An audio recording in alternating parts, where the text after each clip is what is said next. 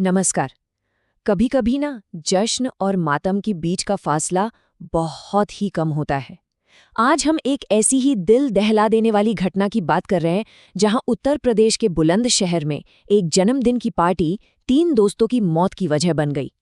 और वजह वजह सुनेंगे तो हैरान रह जाएंगे। एक केक। चलिए इस पूरे मामले की तह तक चलते हैं।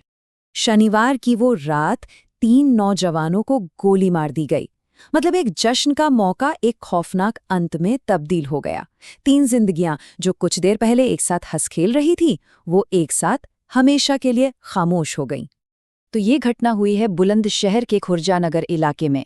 जिन 3 दोस्तों की मौत हुई, उनकी पहचान अमरजीत सैनी, मनीष सैनी और आकाश सैनी के तौर पर हुई है। ये तीनों एक जन्मदिन की पार्टी में गए थे, पर उन्हें क्या पता था कि ये उनकी जिंदगी की आखिरी पार्टी होगी।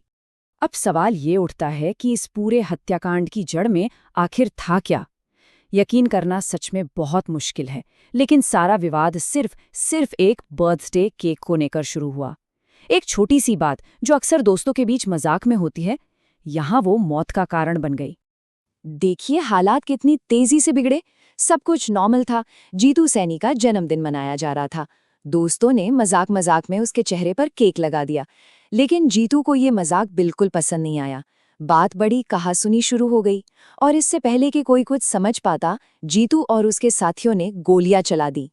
इतना भयानक जुर्म होने के बाद अधिकारियों ने क्या किया? आइए अब पुलिस की कार्यवाही और जांच की मौजूदा स्थिति पर एक नजर डालते हैं। पुलिस ने मामले की गंभीरता को देखते हुए फौरन एक्शन लिया। जांच के लिए 1-2 नहीं बल्कि 6 स्पेशल टीमें बना दी गई।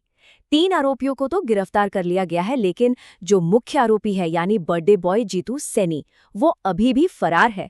स्वॉट और सर्विलांस टीमें भी उसकी तलाश में लगी हुई है और जगह जगह दबिश दी जा रही है। और पुलिस भी इसी नतीजे पर पहुंची है। बुलंदशहर के एक पुलिस अधिकारी ने खुद इस बात की पुष्टि करते हुए कहा, जन्मदिन पर मृतकों द्वारा उसके मुंह पर केक लगाया गया था। इसी कहासुनी के कारण ये घटना कारित हुई है। तो ये बयान आधिकारिक तौर पर विवाद की वजह को एकदम साफ कर देता है। इस हिंसा का उन परिवारों और उस स्थानीय समुदाय पर क्या असर पड़ा? चलिए अब इस घटना के बाद के दुखद माहौल को और उसके गहरे असर को समझते हैं। पोस्टमार्टम रिपोर्ट से इस हमले की क्रूरता और भी साफ हो गई।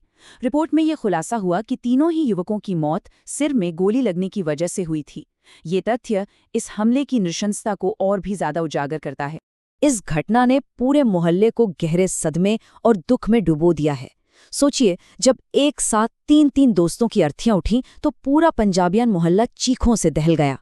पूरा समुदाय इन 3 नौजवानों की असमय मौत का शोक मना रहा है। और ये पूरी घटना हमें एक बहुत ही अहम सवाल पर लाकर छोड़ जाती है। आखिर गुस्से का एक छोटा सा पल, एक मामूली सी कहासुनी, कैसे इतनी बड़ी और कभी न भरने वाली त्रासदी में बदल जाती है? ये सच में सोचने वाली बात है।